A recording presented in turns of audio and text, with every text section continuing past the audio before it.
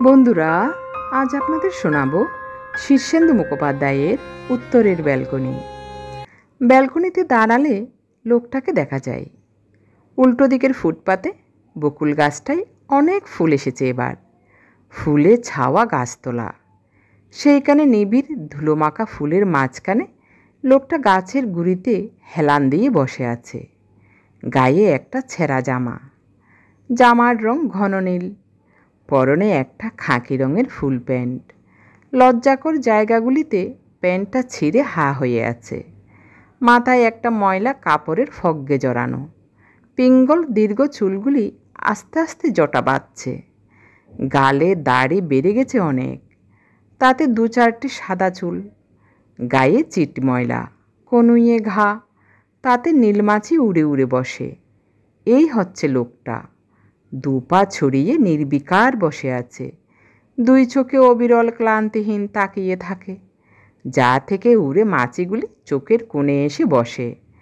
লোকটা দুহাত তুলে চেঁচিয়ে বলে, সরে যা, সরে যা, মেল ট্রেন আসছে। পাগল। সকালে ভাত খেয়ে একটা পান মুখে দেয় তুষার, সুগন্ধি জর্দা খায়। তারপর ফিক ফেলতে আসে ব্যালকনিতে। ফুটপাথের ধারে কর্পোরেশনের ময়লা ফেলার একটা ড্রাম আছে। অভ্যাসে লক্ষ্য স্থির হয়। তুষার একটু ঝুঁকে দোতলার ব্যালকনি থেকে সাবধানে ফিক ফেলে। লক্ষ্যভ্রষ্ট হয় না। পিকটা ঠিক গিয়ে পড়ে সেই ড্রামটায়। এদিক ওদিক হয় না, অনেক দিনের অভ্যাস। পিক ফেলে তুষার বকুল গাছের তলার সেই লোকটাকে একটু দেখে। পাগল। তবু এখনও চেনা যায় অরুণকে। চেনা যায়? তুষার একটু ভাবে, কিন্তু অরুণের আগের চেহারাটা কিছুতেই সে মনে করতে পারে না। ফর্সা রং, ভোঁতা নাক, বড় চোখ, এইরকম কতগুলি বিশেষণ মনে পড়ে, কিন্তু সব মিলিয়ে চেহারার যে যোগফল, সেই যোগফলটাই একটা মানুষ। সেই মানুষটার নাম ছিল অরুণ। সেই অরুণকে কিছুতেই সব মিলিয়ে মনে পড়ে না। তবু তুষারের মনে হয় এখনও অরুণকে চেনা যায়, কিন্তু আসলে বোধ হয় তা নয়। অরুণকে আর চেনা যায় না বোধ হয়। তবু তুষারের যে অরুণকে চেনা মনে হয়, তার কারণ গত 5 বছর ধরে অরুণ ওই গাছতলায় বসে আছে। ওইখানে বসে থেকে থেকেই তার চুল জট পাকালো, গালে দাড়ি বাড়ল, গায়ে ময়লা বসলো। এইসব পরিবর্তন হলো অরুণের। রোজ দেখে দেখে সেই পরিবর্তনটা অভ্যস্ত লাগে তুষারের। তাই অনেক পরিবর্তনের ভিতরেও আজও অরুণকে চেনা লাগে তার। পাগলটা মুখ তুলে তুষারের দিকে তাকালো, তাকিয়েই রইল। আকীর্ণ ফুলের মধ্যে বসে আছে পাগল। তার চারিদিকে শোষক নীল মাছি উঠছে। পাগলটার চোখে এখন আর কিছু নেই। প্রথম প্রথম তুষার ওই চোখে ঘৃণা, আক্রোশ, প্রতিশোধ এইসব কল্পনা করত। ব্যালকনি থেকে তাড়াতাড়ি চলে আসতো ঘরে। পারতপক্ষে ব্যালকনির দরজা খুলত না। কিন্তু আস্তে আস্তে তুষার বুঝে গেছে পাগলটার চোখে কিছু নেই। কেবল অবিন্যস্ত চিন্তারাশি বয়ে যায় মাথার ভিতর দিয়ে। ওর চোখ কেবল সেই প্রবহমানতাকে লক্ষ্য করে অসহায় শূন্যতায় ভরে ওঠে। তুষার এখন তাই পাগলটার দিকে নির্ভয়ে চেয়ে থাকতে পারে। কোনো ভয় নেই। পাগল, মাতাল আর ভূত, অনেক ভয়ের মধ্যে এই তিনটির ভয় সবচেয়ে বেশি ছিল কল্যাণীর। তার বিশ্বাস ছিল বাসার বাইরে যে বিস্তৃত অচেনা পৃথিবী, সেখানে গিজগিজ করছে পাগল আর মাতাল। আর চারপাশে যে অদৃশ্য আবহমণ্ডল, তাতে বাস করে ভূতেরা। অন্ধকারে একা ঘরে দেখা দেয়। কোনো পাগলের চোখের দিকে কল্যাণী কখনো তাকায়নি। এখন তাকায়। ভয় করে নাকি? করে। তবু অভ্যাসে মানুষ সব পারে। পান খাওয়ার পর অভ্যাস মতো বাথরুমে গিয়ে মুখ কুলকুচো করে আসে তুষার। তারপর 1 গ্লাস ঠান্ডা জল খায়। পানে ক্ষয়ের খায় না বলে ওর ঠোঁট লাল হয় না। তবু আয়নার সামনে দাঁড়িয়ে ভেজা তোয়ালে দিয়ে সাবধানে ঠোঁট মোছে তুষার। প্যান্ট শার্ট পরে তারপর অফিসে বেরিয়ে যায়। যাওয়ার সময় অভ্যাস মতো বলে, সদরের দরজাটা বন্ধ করে দাও। কল্যাণী সদর বন্ধ করে শোয়ার ঘরের মেঝেতে বসে জলের গ্লাস, রঙের বাক্স ছড়িয়ে কাগজে ছবি আঁকছে তাদের 5 বছর বয়সের মেয়ে। সোমা এখনও কেবল গাছ, লতাপাতা আঁকে। আর আঁকে খোপাশুদ্ধ মেয়েদের মুখ। বয়সের তুলনায় সোমার আঁকার হাত ভালোই। তার আঁকা গাছপালা, মুখ সব প্রায় একই রকমের হয়। তবু মেয়েটা বিভোর হয়ে আঁকে সারাদিন। আজও লম্বা নিম পাতার মতো পাতাওয়ালা একটা গাছ আঁকছে সোমা। একটু দাঁড়িয়ে সেটা দেখল কল্যাণী। তারপর বলল, স্নান করতে যাবি না? যাচ্ছি মা, আর একটু। মেয়ের ওই এক জবাব, বড্ড অনিয়ম হচ্ছে তোমার। ওইসব আজে বাজে এঁকে কি হয়? এই তো মা, হয়ে গেল। বিভোর সোমা জবাব দেয়, সামনের বছর স্কুলে ভর্তি হবে যখন, তখন দেখবে। সময় মতো স্নান, খাওয়া, সময় মতো সব কিছু। এইসব তখন চলবে না। বলতে বলতে কল্যাণী অলস পায়ে তুষারের স্নান করা ভেজা দুটিটা হাতে নিয়ে ব্যালকনিতে আসে। যখন তুষার থাকে তখন কখনো কল্যাণী ব্যালকনিতে আসে না। সারা সকাল রান্নাবান্নার ঝঞ্ঝাট যায় খুব। তুষারকে খাইয়ে অফিসে পাঠিয়ে কল্যাণী অবসর পায়। স্নানের আগে বাঁধা চুল খুলতে খুলতে অলস পায়ে এসে দাঁড়ায় ব্যালকনিতে। তাকায়, আকীর্ণ ধুলোমাখা ফুলের মধ্যে বসে আছে পাগলটা। বসে আছে অরুণ। ব্যালকনিটা উত্তরে। গ্রীষ্মের রোদ পড়ে আছে। কল্যাণীর গায়ে রোদ লাগলো। সেই রোদ বোধ হয় কল্যাণীর গায়ের আভা নিয়ে ছুটে গেল চড়াচড়ে। পাগলটা বকুল গাছের নিবিড় ছায়া থেকে মুখ তুলে তাকালো। এখন কল্যাণী পাগলের চোখে চোখ রাখতে পারে। ভয় করে নাকি? করে, তবু অভ্যাস। 5 বছর ধরে পাগলটা বসে আছে ওই বকুল গাছের তলায়। 5 বছর ধরে উত্তরের এই ব্যালকনিটাকে লক্ষ্য করছেও। ভয় করলে কি চলে? কল্যাণী গ্রীষ্মের রোদে ব্যালকনির রেলিং থেকে তুষারের ভেজা ধুতিটা মেলে দেয়। তারপর দাঁড়িয়ে চুল খোলে। অলস আঙ্গুলে ভাঙে চুলের জট। পাগলটা তাকিয়ে আছে। এখান থেকেই দেখা যায় ওর ফাঁক হয়ে থাকা মুখের ভেতরে নোংরা হলদে দাঁত পুরো ছেতলা পড়েছে। ঘুমের সময়ে নাল গড়িয়ে পড়েছিল বুঝি। গালে শুকিয়ে আছে সেই দাগ। দুর্গন্ধ মুখের কাছে উড়ে উড়ে বসছে নীলমাছি। ওই ঠোঁট জোড়া 6-7 বছর আগে কল্যাণীকে চুমু খেয়েছিল একবার। একবার মাত্র জীবনে, ওই একবার, তাও জোর করে। এখন ওই নোংরা দাঁতগুলোর দিকে তাকিয়ে সেই কথা ভাবলে বড় ঘেন্না করে।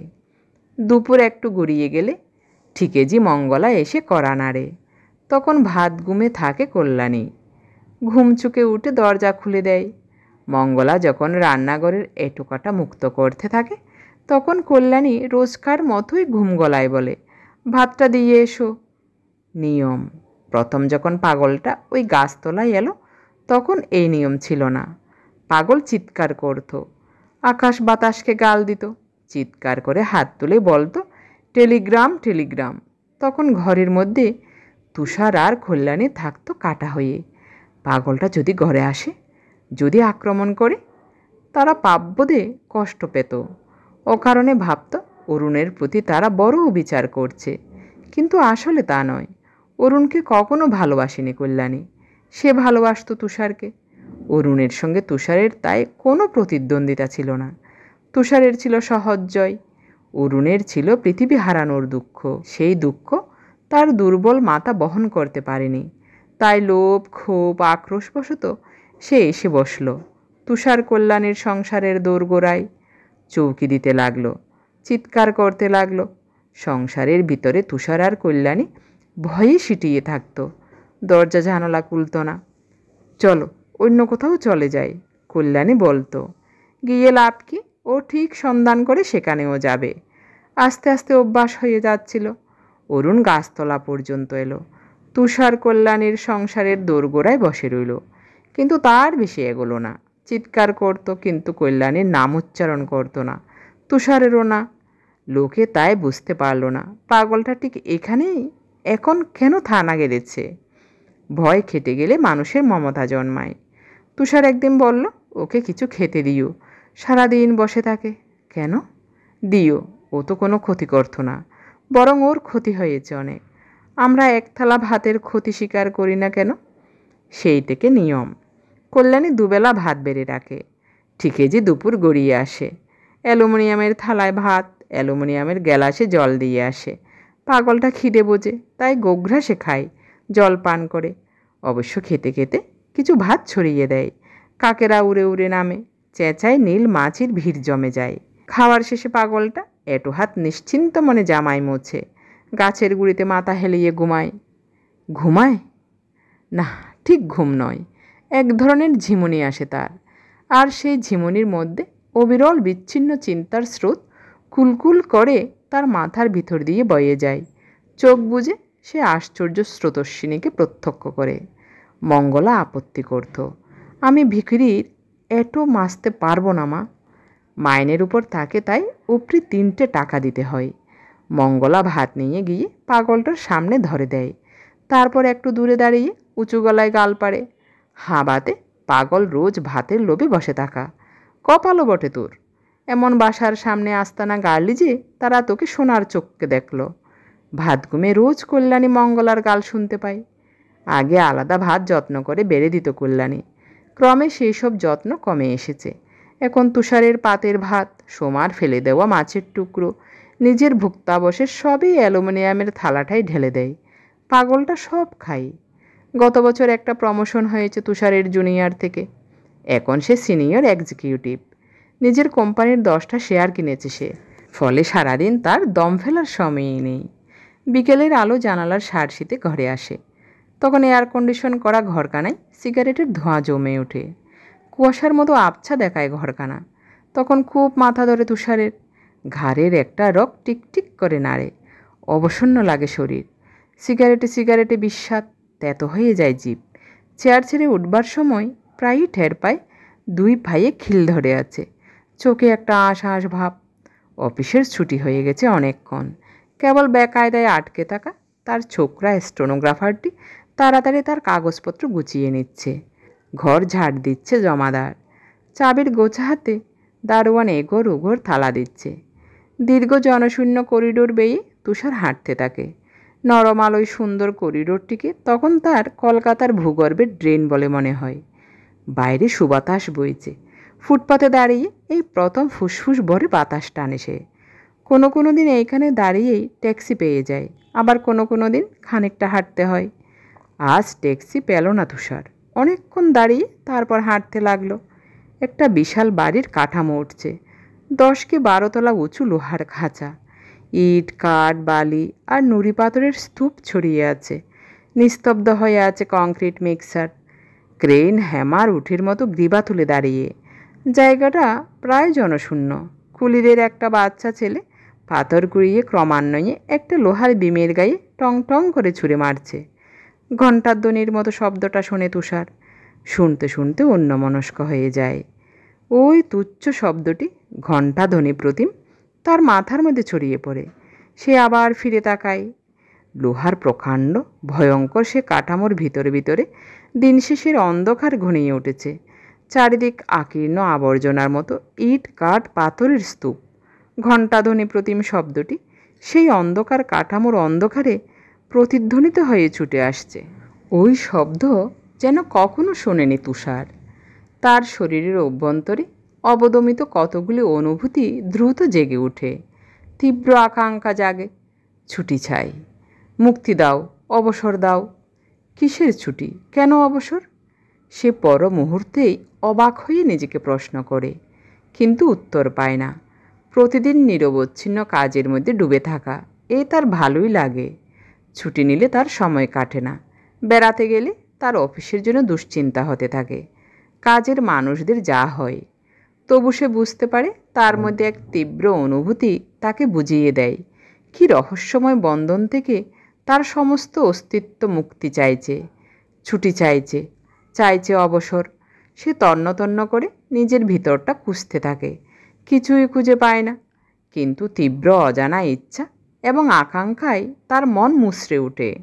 আবার সে পেছন ফিরে সেই লোহার কাঠামো দূর থেকে দেখে। সেখানে অন্ধকার জমে উঠেছে। একটা বাচ্চা ছেলে অদৃশ্যে এখনও পাথর ছুঁড়ে মারছে লোহার বিমের গায়ে। চৌরঙ্গির উপরে তুষার ট্যাক্সি পায়। কোথায় যাবেন ঠিক বুঝতে পারে না তুষার।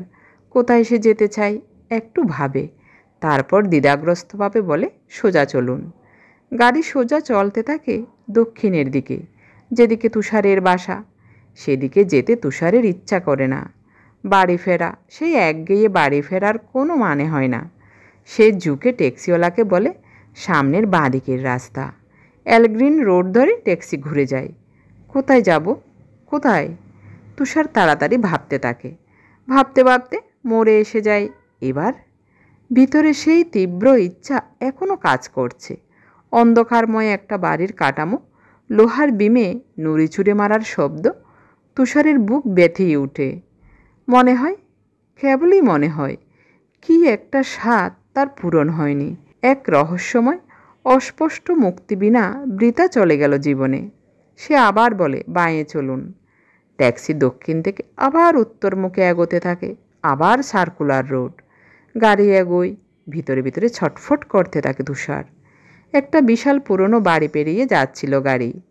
তুষার সে বাড়িটাকে দেখল। কি একটা মনে পরিপরি করেও পড়ল না। আবার বাড়িটা দেখল। হঠাৎ 5-7 বছর আগেকার কয়েকটা দুরন্ত দিনের কথা মনে পড়ল। নিনি, নিনিই তো মেয়েটির নাম। গাড়ি এগিয়ে চলছিল। তুষার গাড়ি ঘোরাতে বলল। সেই বিশাল পুরনো বাড়িটার তলায় এসে থামে গাড়ি। হাতে সদ্য কেনা এক প্যাকেট দামি সিগারেট আর দেশালাই নিয়ে সে পুরনো বাড়ির 3তলার সিঁড়ি ভেঙে উঠতে উঠতে তুষার ভাবে, এখনও নিনি আছে কি এখানে? আছে তো। বাড়িটায় অসংখ্য ঘর আর ফ্ল্যাট। ঠিক ঘর খুঁজে পাওয়া মুশকিল। তার উপর 5-7 বছর আগেকার সেই নিনি এখনও এখানে আছে কিনা সন্দেহ। যদি না থেকে থাকে তবে ভুল করে ঢুকে বিপদে পড়বে না তো তুষার? একটু দাঁড়িয়ে ভেবে, একটু ঘুরে ফিরে দেখে তুষার ঘরটা চিনতে পারল। দরজা বন্ধ। বুক কাঁপছিল। তবু দরজায় টোকা দিল তুষার। দরজা খুললে দেখা গেল নিনি অবিকল সেই রকম আছে। চিনতে পারল না। ভ্রু তুলে ইংরেজিতে বলল, কাকে চাই? তুষার হাসল। চিনতে পারছো না? নিনি ওপরের দাঁতে নিচের ঠোঁট কামড়ে ধরে একটু ভাবল। তুষার দেখল ডান দিকের একটা দাঁত নেই। সে দাঁতটা বাঁধানো। দাঁতের রং মেলেনি। 5 বছরে অন্তত এইটুকু পাল্টেছে নিনি। আমি তুষার। নিনির মুখ হঠাৎ উদ্ভাসিত হয়ে গেল। এবার বাংলায়, আহ, তুমি কি সেই রকম দুষ্টু আছো? বুড়ো হওনি? আগে বলো, তুমি সেই নিনি আছো কি না? তোমার স্বামী পুত্র হয়নি তো? হয়ে থাকলে দোরগোড়া থেকেই বিদায় দাও। নিনি ঠোঁট উল্টে বলল, আমার ওসব নেই, এসো। ঘরে সেই রঙিন কাগজে ছাওয়া দেওয়াল, ভাড়া করা ওয়ার্ড্রোব, মেয়েলি আসবাবপত্র, এখনও সেন্ট পাউডার ফুলের গন্ধ ঘরময়। বিছানার মাথার কাছে গ্রামোফোন, টেবিলে রেডিও আর গিটার। নিনি কয়েক পলক তাকিয়ে বলল, তুমি একটুও বদলাওনি। তুমিও। কিন্তু তুষারের তীব্র ইচ্ছাটা এখনও অস্থির অন্ধের মতো বেরোবার পথ খুঁজছে। সে কি এখানে তৃপ্ত হবে? হব তো। উত্তেজনায়, অস্থিরতায় সে কাঁপতে থাকে। ওয়ার্ড্রোবের পাল্লা খুলে সাবধানে গুপ্ত জায়গা থেকে একটা দামি মদের বোতল বের করে নিনি। তারপর হেসে বলে, এই মদ কেবল আমার বিশেষ অতিথিদের জন্য। এই সবই তুষারের জানা ব্যাপার। ওই যে গোপনতার ভান করে দামে বোতল বের করা, ওটুকু নিনির জীবিকা। তুষারের মনে আছে, নিনি বারবার তাকে এই বলে সাবধান করে দিত, মনে রেখো এটা ভদ্র জায়গা, আর আমি বেশ্যা নই, মাতাল হইও না, হুল্লোড় করো না। তুষার হাসল। সে বারবার নিনির কাছে মাতাল হয়ে হুল্লোড় করেছে। তুষার আজ মাতাল হওয়ার জন্য উগ্র আগ্রহে প্রস্তুত ছিল। একটুতেই হয়ে গেল। তখন তীব্র মাদকতাময় একটা গদগিটারে বাজাচ্ছিল নিনি। ওত পেতে অপেক্ষা করছিল তুষার। বাজনার সময়ে নিনিকে ছোঁয়া বারণ। বাজনা থামলে তারপর। ভিতরে তীব্র ইচ্ছেটা গিটারের শব্দে তীব্রতর হয়ে উঠেছে। মুক্তি, সামনেই সেই মুক্তি। চোখের সামনে আবার সেই খাড়া বিশাল লোহার কাঠামোতে ঘনায়মান অন্ধকার। লোহার বিমে নুড়ির শব্দ। বাজনা থামতেই বাঘের মতো লাফ দিল তুষার। তীব্র আশ্লেষ ইচ্ছা, আনন্দময় আবরণ উন্মোচন। তারই মাঝখানে হঠাৎ ব্যথায় কোকিয়ে ওঠে নিনি। থামো থামো, আমার বড় ব্যথা। তুষার থামে। কি বলছো? নিনি ঘর্মাক্ত মুখে ব্যথায় নীলমুখ তুলে বলে, এইখানে বড় ব্যথা। পেটের ডান্দার দেখিয়ে বলে, গত বছর আমার একটা অপারেশন হয়েছিল, অ্যাপেন্ডিসাইটিস। তুষারের স্খলিত হাত পড়ে যায়। 5 বছরে অনেক কিছু নষ্ট হয়ে গেছে। সব কিছু কি আর ফিরে পাওয়া যায়? সময় পেরিয়ে গেল, তুষার ফিরল না। বিকেলে চুল বেঁধেছে কল্যাণী, সেজেছে, চায়ের জল চড়িয়েছিল, ফুটে ফুটে সেই জল শুকিয়ে এসেছে। গ্যাসের উনান নিভিয়ে কল্যাণী ব্যালকনিতে এসে দাঁড়ালো। উত্তরে ব্যালকনি, উল্টো দিকে ফুটপাতে সেই বকুল গাছ। গাছতলায় ধুলোমাখা আকীর্ণ ফুলের মধ্যে বসে আছে পাগলটা। একটু দূরে বসে একটা রাস্তার কুকুর পাগলটাকে দেখছে। দৃশ্যটাকে করুণ বলা যায়, আবার বলা যায়ও না। অরুণকে নিয়ে এখন আর ভাবার কিছু নেই। এখন সে রাস্তার পাগল, মুক্ত পুরুষ। এখন ব্যালকনিটা অন্ধকার, পিছনে ঘরের আলো, তাই রাস্তা থেকে কল্যাণীকে ছায়ার মতো দেখায়। পাগলটা মুখ তুলে ছায়াময়ী কল্যাণীকে দেখে টুপটাপ বকুল ঝরে পড়ে। অবিরল পাগলটা হাত বাড়িয়ে ফুল তুলে নেয়। লম্বা নোংরা নখে ছিঁড়ে ফেলতে থাকে ফুল। রাত বাড়ছে, তার খিদে পাচ্ছে। পুরনো বাড়িটার সিঁড়ি বেয়ে অনেকক্ষণ হলো রাস্তায় নেমে এসেছে তুষার। কখনো নির্জন শেক্সপিয়ার সরণি, কখনো চলাচলকারী মানুষের মধ্যে চৌরঙ্গি রোড ধরে বহুক্ষণ হাঁটল সে। এখনও মাঝে মাঝে উঁচু বাড়ির লোহার কাঠামোর ভিতরে ঘনায়মান অন্ধকার তার মনে পড়ছে। মাঝে মাঝে শুনতে পাচ্ছে নেপথ্যে কে যেন নুড়ি ছুঁড়ে মারছে লোহার বিমের গায়ে। তার মন বলছে এখানে নয়, এখানে নয়, চলো সমুদ্রে যাই, কিংবা চলো পাহাড়ে। ছুটি নাও, মুক্তি নাও। বৃথা বয়ে যাচ্ছে সময়। কেন যে এই ভুতুরে মুক্তির ইচ্ছা? সে কি চাকরি করতে করতে ক্লান্ত? সে কি সংসারের একঘেয়েমি আর পছন্দ করছে না? কল্যাণীর আকর্ষণ সব কি নষ্ট হয়ে গেল? বেশ রাত করে সে বাড়ি ফিরল। সোমা ঘুমিয়ে পড়েছে। কল্যাণী দরজা খুলে মুখের দিকে তাকিয়ে রইল। মদ খেয়েছ? খেয়েছি। আর কোথায় গিয়েছিলে? কোথায় আবার? কল্যাণী বিছানায় উপর হয়ে শুয়ে কাঁদতে থাকে। ভারী বিরক্ত হয় তুষার। কাঁদছ কেন? মদ তো আমি প্রথম খাচ্ছি না। আমাদের জাস্ট ট্রেন হয়, তাতে না খেলে চলে না। কাঁদতে কাঁদতে হঠাৎ তীব্র মুখ তুলে কল্যাণী, শুধু মদ? মেয়ে মানুষের কাছে যাওনি? তোমার ঠোঁটে, গালে, শার্টে লিপস্টিকের দাগ, তোমার গায়ে স্যান্টের গন্ধ, যা তুমি জন্মেও মাখো না। তুষার অপেক্ষা করতে লাগলো। এখন অপেক্ষা করা ছাড়া কিছু করার নেই। অনেকটা রাত হলো আরও। বেশ পরিশ্রম করতে হলো তুষারকে। তারপর রাগ বাংলো কল্যাণীর, উঠে বাদ দিল। বাইরে বকুল গাছের তলায় তখন পাগলটা অনেকগুলি ফুল নখে ছিঁড়ে স্তূপ করেছে। উগ্র চোখে সে চেয়ে আছে অন্ধকার ব্যালকনিটার দিকে। ঘরের দরজা বন্ধ। তার খিদে পেয়েছে। মাঝে মাঝে সে চেঁচিয়ে বলছে, অন্ধকার, ভীষণ অন্ধকার, কই হে? সেই ডাক শুনতে পেল তুষার। খেতে খেতে জিজ্ঞেস করল, পাগলটাকে রাতের খাবার দাওনি? কি করে দেব? রোজ মঙ্গলা রাতে একবার আসে খাবারটা দিয়ে আসতে। আজ আসেনি, ওর ছেলের অসুখ। আমার কাছে দাও, দিয়ে আসছি। তুমি দেবে? অবাক হয় কল্যাণী। নয় কেন? শুধু দিয়ে আসা তো নয়, বাবুর খাওয়া হলে এঁটো বাসন নিয়ে আসতে হবে। পাগলের এঁটো তুমি ছোবে? তুষার হাসল। তোমার জন্য অনেক দিয়েছে, ওর জন্য আমরা কিছু দিই? থালায় নয়, একটা খবরের কাগজে ভাত বেড়ে দিল কল্যাণী। তুষার সেই খবরের কাগজের পোটলা নিয়ে বকুল গাছটার তলায় এলো। পাগলটা তুষারের দিকে তাকালোও না। হাত বাড়িয়ে পোটলাটা নিল, খুলে খেতে লাগলো গোগ্রাসে। একটু দূরে দাঁড়িয়ে দৃশ্যটা সিগারেট খেতে খেতে দেখতে লাগলো তুষার। খাওয়া ছাড়া তুমি আর কিছু বোঝো না অরুণ। পাগলটা মুখ তুলল না। তার খিদে পেয়েছে। সে খেতে লাগলো। ওইখানে, ওই ব্যালকনিতে মাঝে মাঝে কল্যাণী এসে দাঁড়ায়। তাকে দেখো না? তার বাঁ গালে সেই সুন্দর কালো আঁচিলটা এখনও মাছির মতো বসে থাকে। দেখো না? এখনও আগের মতোই ভারী তার চোখের পাতা, দীর্ঘ গ্রীবা, এখনও তেমনি উজ্জ্বল রং। চেয়ে দেখো না অরুণ। পাগল গ্রাহ্যও করে না।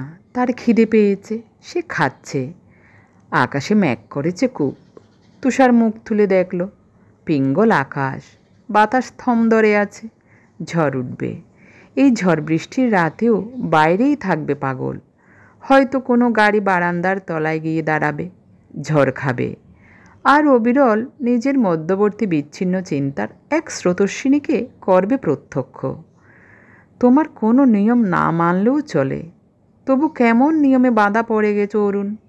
তোমার মুক্তি নেই। ডাল তরকারিতে মাখা কাগজটা ছিঁড়ে গেছে। ফুটপাথের ধুলোয় পড়েছে ভাত। পাগল তার নোংরা হাতে নখে খুঁটে খাচ্ছে। একটা রাস্তার কুকুর বসে আছে অদূরে, আর দুটো দাঁড়িয়ে আছে। তুষার চোখ ফিরিয়ে নিল।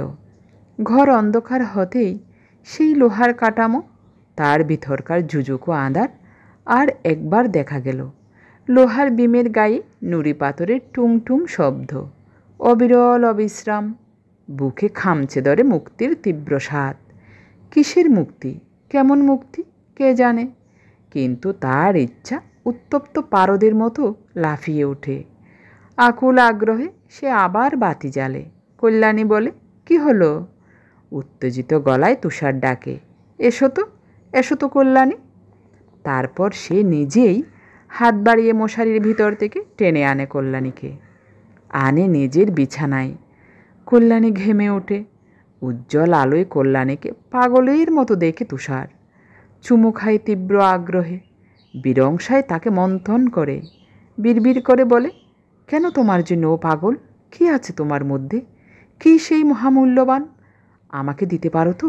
বৃথা, সব শেষে ঘোরতর ক্লান্তি নামে। এইটুকু, আর কিছু নয়। ওরা ঘুমোয়। বাইরে ঝড়ের প্রথম বাতাসটি বয়ে যায়।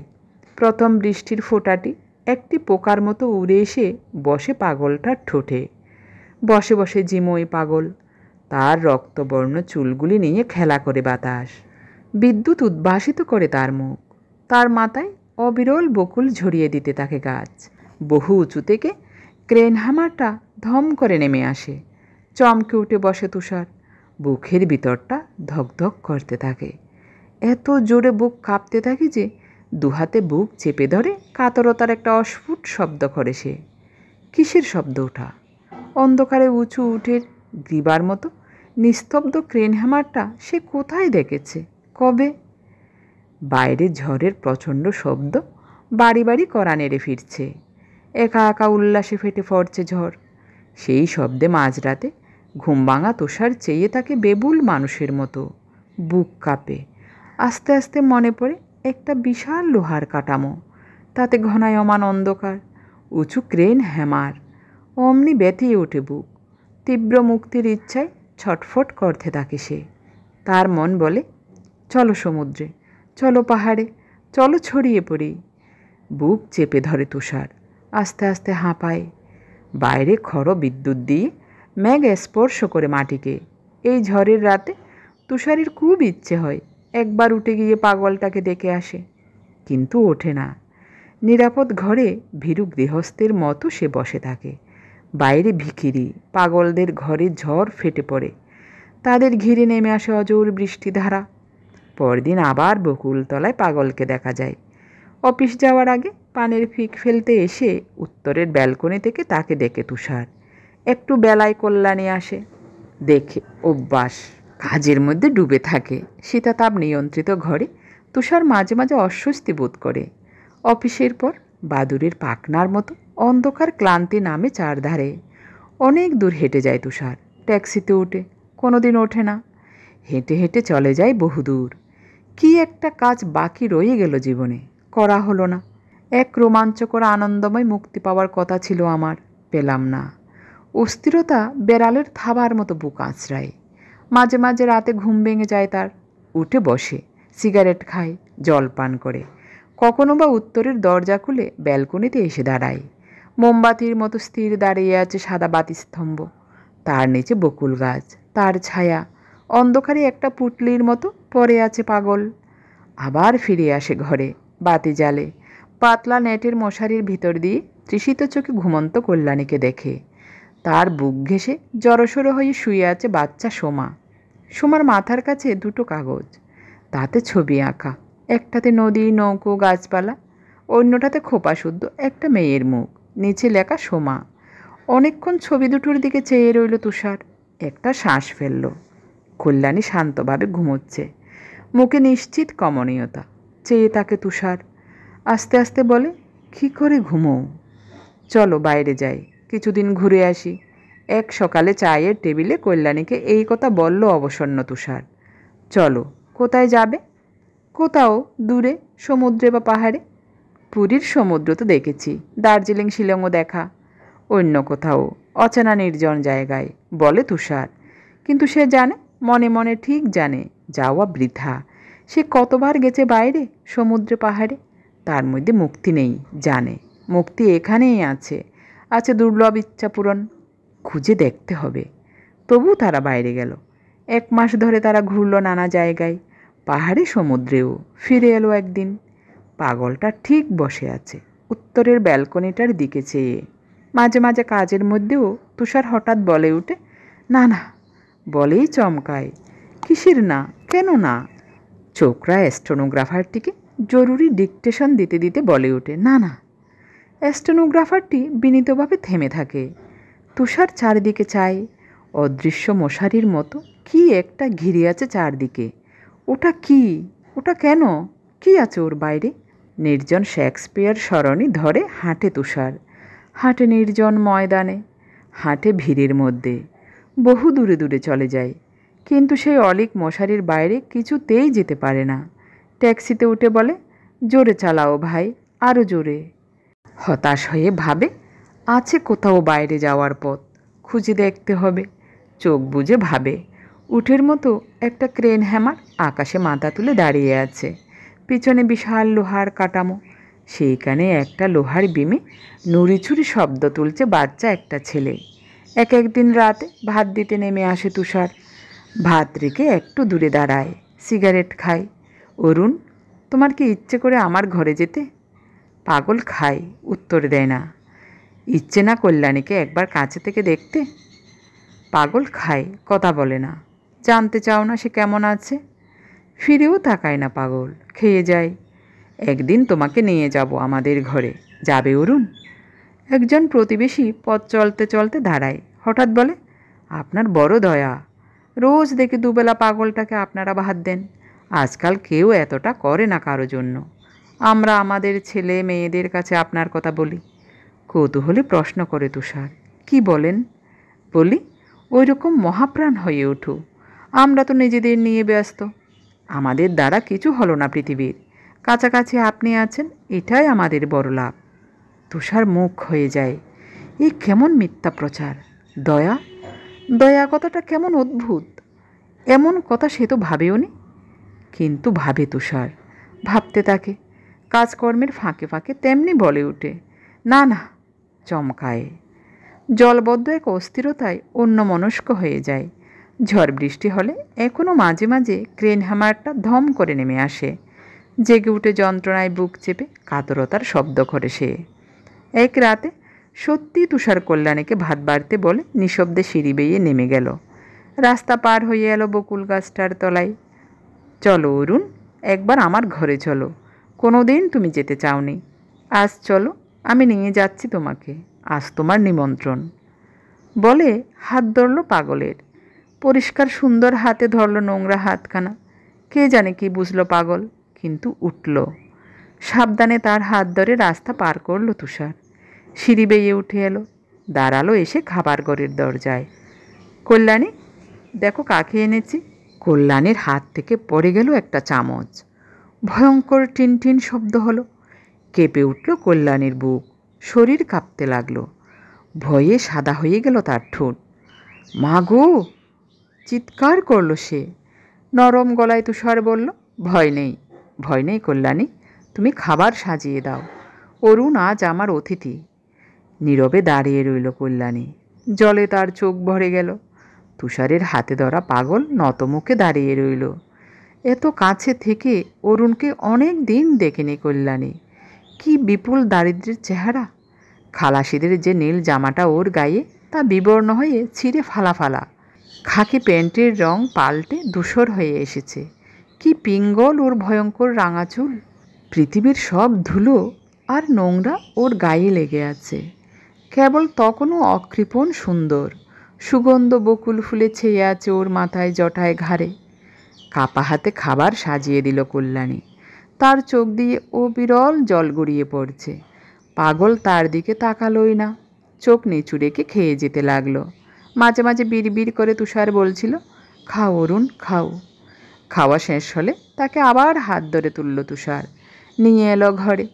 এই দেখো আমার ঘর দূর, ওই যে মশারির নিচে শুয়ে আছে, ও আমার মেয়ে সোমা। এই দেখো ওর হাতে আঁকা ছবি। এই দেখো ওয়ার্ড্রোব, ফ্রিজিডেয়ার, ওই ড্রেসিং টেবিল, এই দেখো আরও কত কি। ঘুরে ঘুরে অরুণকে সব দেখায় তুষার। মাঝে মাঝে প্রশ্ন করে, এখানে এই সুন্দর ঘরে থাকতে ইচ্ছে করে না অরুণ? ইচ্ছে করে না এইসব জিনিসপত্রের মালিক হতে?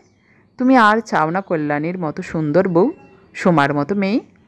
অরুণের হাতে জোর ঝাঁকুনি দেয় তুষার। বলো অরুণ, ইচ্ছে করে না? অন্ধকার, ভীষণ অন্ধকার।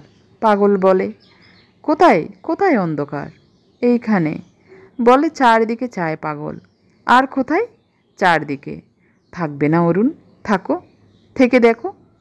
পাগল কিছু বলে না। হতাশ হয়ে তার হাত ছেড়ে দেয় তুষার।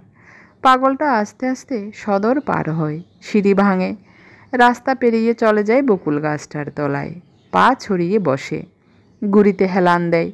কুলকুল করে বয়ে চলে তার অন্য লগ্ন চিন্তার স্রোতস্বিনী। চোখ বুজে অনাবিল আনন্দে সে সেই স্রোত প্রত্যক্ষ করে। উত্তরের ব্যালকনি এসে দাঁড়ায় তুষার। চেয়ে দেখে নিশ্চিন্তে বকুল গাছের ছায়ায় আবার বসেছে পাগল। টুপটাপ বকুল ঝরছে তার মাথায়। উত্তরের ব্যালকনিতে থেকে দৃশ্যটা দেখে তুষার, তার দুই চোখ ভরে আসে জলে। কিছুই চাও না অরুণ? বকুল গাছের তলায় তোমার হৃদয় জুড়িয়ে গেছে? হায় পাগল, ভালোবাসা নয়, এখন কেবল ভাতের জন্য তোমার বসে থাকা। এখন আর কল্যাণের কোনো সন্দেহ নেই। সে কাছ থেকে অরুণকে দেখেছে। সে কেঁপেছিল থরথর করে, দুঃখে ভয়ে উৎকণ্ঠায়। কিন্তু অরুণের মুখে সে দেখে যে বিস্মৃতি। তাকে আর মনে নেই অরুণের। বড় শীত পড়ছে এবার। বকুল গাছ থেকে শুকনো পাতা খসে পড়ছে পাগলের গায়ে। ছেঁড়া জামা দিয়ে হু হু করে উত্তরে হাওয়া লাগছে শরীরে। বড় দয়া হয়। মঙ্গলার হাত দিয়ে একটা পুরানা কম্বল পাঠিয়ে দেয় কল্যাণী। পাগল সে কম্বল মুড়ি দিয়ে নির্বিকার বসে থাকে। মাঝে মাঝে কল্যাণীরও বুক ব্যথিয়ে ওঠে। ভালোবাসার কথা মনে পড়ে। তুষার কি তাকে ভালোবাসে এখনো? কে জানে। মাঝে মাঝে উগ্র হৃদংসায় তাকে মন্থন করে তুষার। কখনো দিনের পর দিন থাকে নিস্পৃহ। আর ওই যে ভালোবাসার জন্য পাগল অরুণ, ও বসে আছে ভাতের প্রত্যাশায়। কল্যাণীকে চেনেও না। তাহলে কি করে বাঁচবে কল্যাণী? বুক খামচে ধরে এক ভয়। আবার বেঁচেও তাকে কল্যাণী বাঁচতে হয় বলে। মাথার উপর সবসময় উদ্ধত নিস্তব্ধ ক্রেন হ্যামারটাকে টের পায় তুষার। অস্বস্তি কখন যে ধম করে নেমে আসে। অকারণে বুক কাঁপে, ব্যথায় ককিয়ে ওঠে তুষার। ঠিক সকাল 9টায় পিক ফেলতে এসে উত্তরের ব্যালকনি থেকে বকুল গাছটার গোড়ায় পাগলকে দেখে। দুজনে দুজনের দিকে চেয়ে থাকে। কোম্পানি এবার 19 লক্ষ টাকা লাভ করেছে। ক্লান্তি বাড়ে। দিন শেষে তার শরীর জুড়ে নেমে আসে বাদুড়ের ডানার মতো অন্ধকার ক্লান্তি। তার ডালপালা ধরে কেবলই নাড়া দেয় এক তীব্র ইচ্ছা। নাড়া দেয়, নাড়া দিতে থাকে। অলিক ছুটি, মিথ্যা অবসর, অবিশ্বাস্য মুক্তির জন্য খামোকা আকুল হয় সে। পৃথিবী ঘুরে যাচ্ছে, বয়ে যাচ্ছে সময়, বয়স বাড়ছে।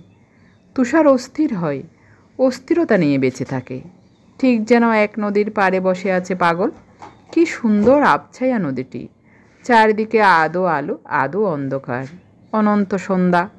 নদীটি বয়ে যায় অবিরল, স্মৃতি স্মৃতিময় তার স্রোত। পাগল প্রত্যক্ষ করে, ক্লান্তি আসে না। বকুলের গাছ থেকে পাতা খসে পড়ে, কখনো ফুল বৃষ্টি আসে, ঝড় বয়ে যায়, আবার দেখা দেয় রোদ। তবু আবছায়ায় নদীটি বয়ে যায়। পাগল বসে থাকে।